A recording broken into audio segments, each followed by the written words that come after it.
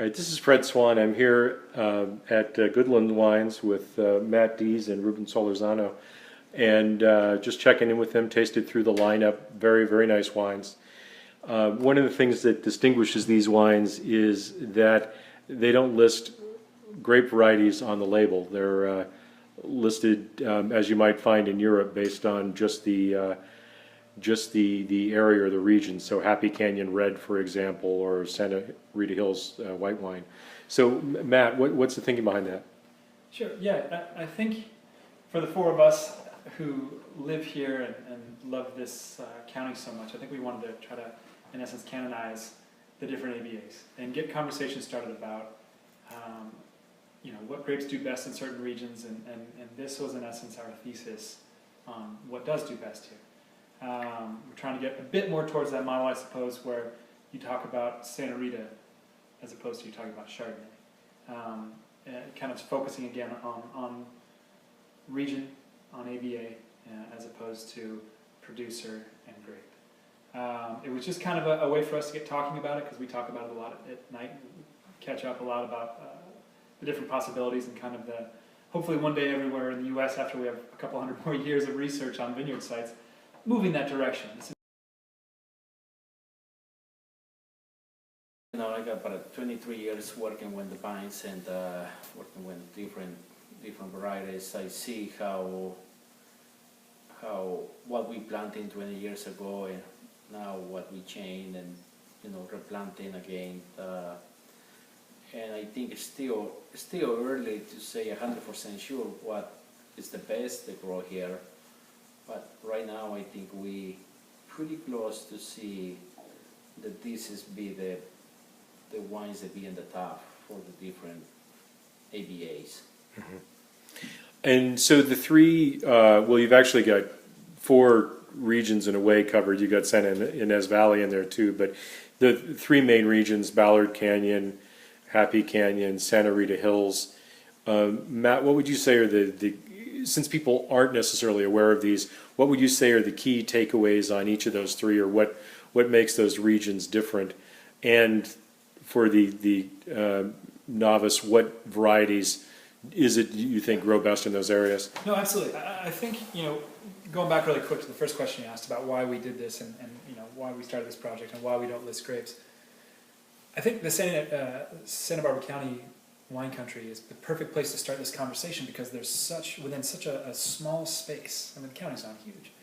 There are such distinct grape growing areas, because this is an east-west mountain range, right? One of the only in the U.S. And you go from basically right up against the Pacific Ocean to inland, just out of the fog, to inland, way away from the fog, where you're almost into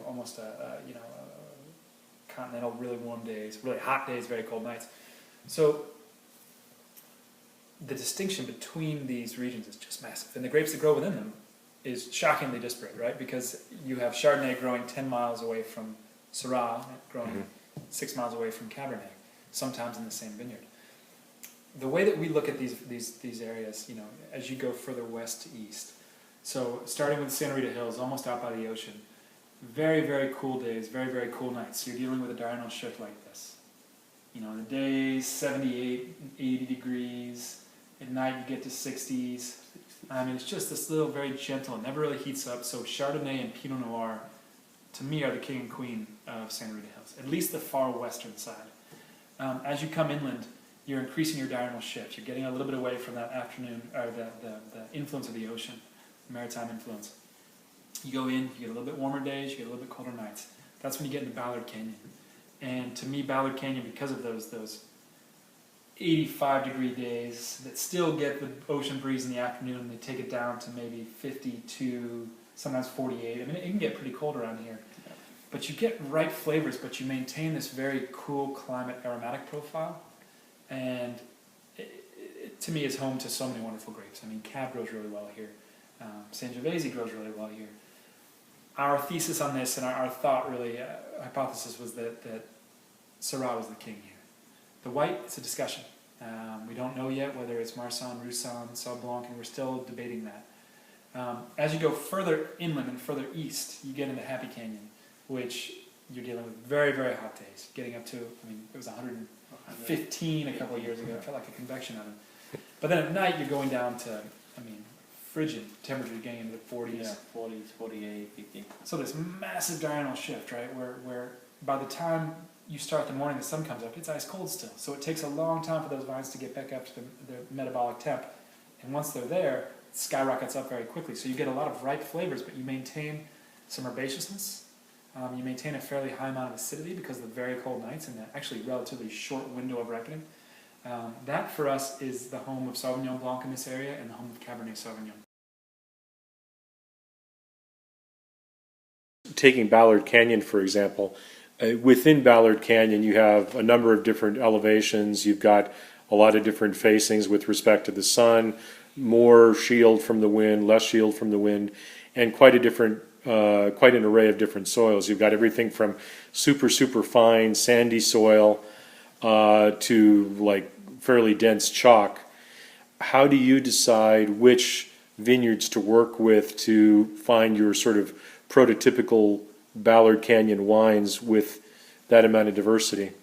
I think even across vineyards, for example, sandy soils, clay soils, and very limestone-rich soils up on top of the hills, there's still a Ballard voice that speaks louder than the site even. I mean, it's, if that makes sense, it speaks louder than the soil influence. That rich fruit, and again, that cold climate acidity, or that cold climate acidity and the cold climate aromatic profile. But I think the way we've been selecting is, Ruben works with a number of incredible vineyards here, and Yeah, I don't see the soil got something to do it to the ripens and little bit the aromatics of the wines, but most of it is the climate. Okay. Design more because it never rains here. We got a little bit of rain early in the year, and then nothing all the summer. We don't get any rain. So that we've been figured out the way they keep those different soils do the same thing, ripen the fruit, when different techniques, different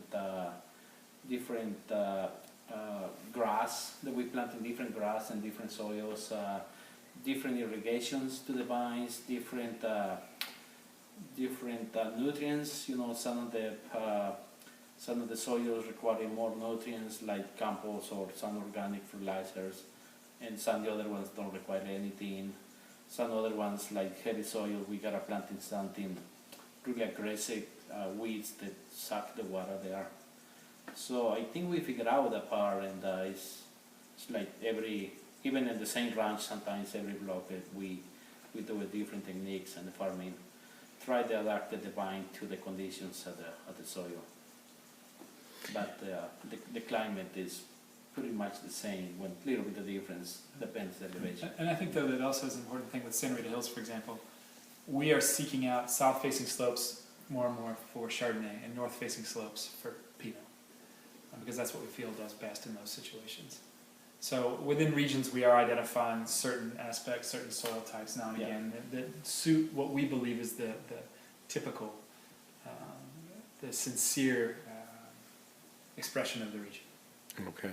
And as we were discussing a little bit during the tasting, a lot of the vines in these areas are quite young still too, so they're still sort of figuring out what they want to be and what they're going to express. They're just getting into the sort of wily teenage years, yeah.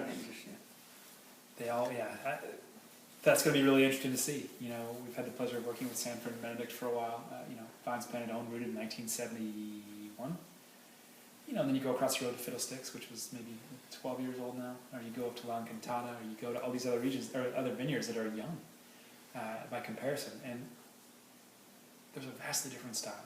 And each vineyard has a voice, without question. But I think as we see the vines get older in Santa Rita, we're going to see a marked change in the style of wines coming out of them. They're very vinous, they're very complex, they're still very cool, there's still good ripe red fruit and a good backbone of acidity, but the complexity aromatically and the vinous character to me really come out of that region with age of the vine.